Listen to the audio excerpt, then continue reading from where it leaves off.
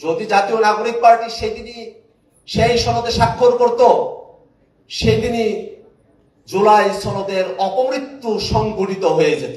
যে জুলাই সনদ বাস্তবায়নের আইনি ভিত্তি, আদেশ, গণভোট এবং সংস্থাদের দ্বিতীয় ক্ষমতার বিষয়কে পরিষ্কারভাবে জাতির কাছে উপস্থাপন করার মধ্য দিয়েই জুলাই সনদ কেবলমাত্র পরিপূর্ণতা পেতে পারে।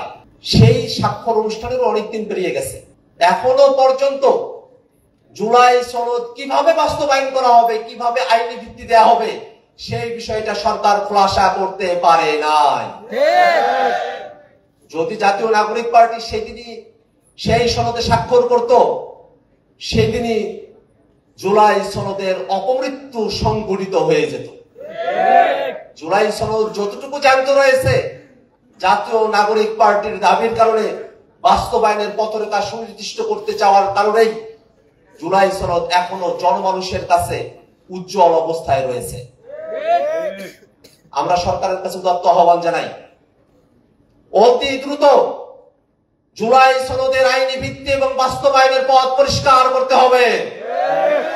টেবিলের আলোচনাতেই এই সমস্যার সমাধান করতে হবে।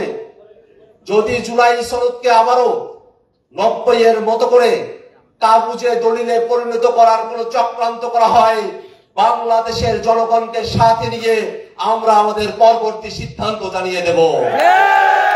আমরা এই বাংলাদেশে আর কোনোভাবেই কোন ফ্যাসিবাদী কাঠামো, কোন স্বৈরতান্ত্রিক কাঠামোকে বাংলাদেশের সংবিধানে, বাংলাদেশের রাষ্ট্র কাঠামোতে আমরা স্থান দেব না।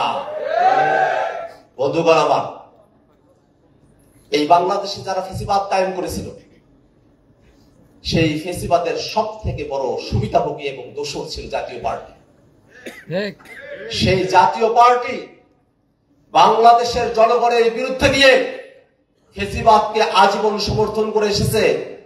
5 আগস্টের পরে উচিত ছিল জাতীয় পার্টি আওয়ামী লীগের দোসরদেরকে আইনের আওতায় নিয়ে আসা। এতে এখনো পর্যন্ত তারা দেশ বিরোধী বক্তব্য দিয়ে যাচ্ছে। তারা আওয়ামী লীগকে বাংলাদেশে নির্বাচনে নিয়ে আসতে চায়, তারা শহীদদের রক্তের সঙ্গে গাদ্দারি করতে চায়, বাংলাদেশের বিপক্ষে তারা অবস্থান নিতে চায়। আমরা বাংলাদেশে ফ্যাসিবাদ বিরোধী সকল রাজনৈতিক দল, বিএনপি, জামাত সহ সকল রাজনৈতিক দলের কাছে উদাত্ত আহ্বান রাখি, যদি কোনোভাবে আওয়ামী লীগ এবং জাতীয় পার্টি বাংলাদেশে পুনর্বাসিত হওয়ার সুযোগ পায়, বাংলাদেশকে তারা আর বাংলাদেশ রাখবে না, ভারতের বলদ রাজ্যে তারা পরিণত করবে, ফ্যাসিবাদ আস্ত রাখবে না।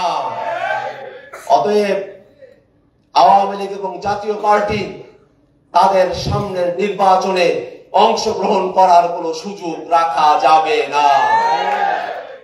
আমরা অনেকগুলো বিষয়ে দাবিদাওয়া উপস্থাপন করি। আমরা দাবিদাওয়া উপস্থাপন করলে এটা বাস্তবসম্মত নয়, রাষ্ট্র পরিচালনা করা যাবে না, তোমরা ছোট, রাষ্ট্র কিভাবে চলে এটা বোঝো না, রাষ্ট্রটাকে ভালোভাবে চালাতে দাও, এমন ধরনের বক্তব্য উপস্থাপন করা হয়। আরপিওতে সংশোধনী এসেছে, অনেকগুলো ভালো ভালো বিষয় সেখানে অন্তর্ভুক্ত করা হয়েছে। সে আরপিওর সংশোধনী সেটাও যাতে টেকসই না হয়, সে ব্যাপারে একটা দল পদক্ষেপ গ্রহণ করতে চাচ্ছে। যদি একটা দলের সিদ্ধান্তের কারণে আরপিওর সংশোধনীকে বাতিল করা হয়, তাহলে আমরা বুঝে নেব সরকার লন্ডনে যে বৈঠক করেছিল, সেই বৈঠকের মধ্য দিয়ে বাংলাদেশের ক্ষমতাকে কারো কাছে হস্তান্তর করার সিদ্ধান্ত নিয়েছে। আমরা বাংলাদেশে আর কোন পরিকল্পিত নির্বাচন, ডিজিফাই এর নির্বাচন, প্রি প্ল্যান্ড কোন নির্বাচন, বিদেশের চাপিয়ে দেওয়া কোন ফলাফল, সাজানো কোন নির্বাচন বাংলাদেশে আমরা দেখতে চাই না। এই বাংলাদেশকে নতুন করে করতে হলে এই বাংলাদেশের মানুষের সমস্যাগুলোকে আমাদের অনুধাবন করতে হবে। এই বাংলাদেশের মেহনতি মানুষেরা, গরিব মানুষেরা, তারা বারবার প্রতারিত হয়েছে। আমরা মানুষের সম্মানটুকু এখনো পর্যন্ত অর্জন করতে পারি নাই। এখনো পর্যন্ত মানুষের মানবিক মর্যাদার জায়গাটা সুনিশ্চিত করা সম্ভব হয় নাই। এখনো পর্যন্ত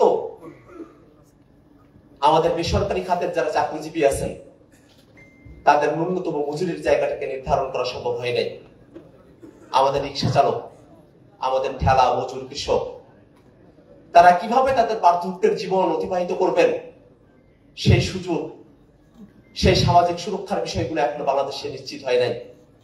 বাংলাদেশের মানুষের আইনগত বিপদের জায়গায় যখন পড়ে, কিভাবে থানা থেকে খুব সহজে সে বিপদ থেকে উত্তরণের পথ তৈরি হতে পারে, কিভাবে কোর্ট জনগণের হয়ে ফাংশন করতে পারে, সেটা এখনো নিশ্চিত করা সম্ভব হয়নি।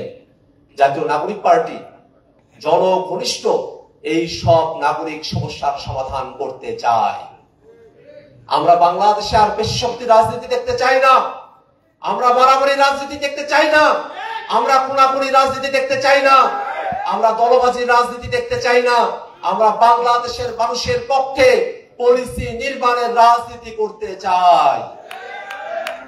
এই বাংলাদেশকে যদি বিশ্বের বুকে মাথা উঁচু করে দাঁড়াতে হয়, তাহলে অবশ্যই এনসিপি যে পরিকল্পনার কথা জাতির কাছে উপস্থাপন করেছে, সেই পরিকল্পনা বাস্তবায়নের কোনো বিকল্প নাই।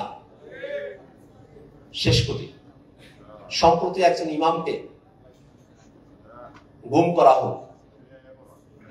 এই বাংলাদেশে আমরা তো আর গুমের কালচার দেখতে চাই না।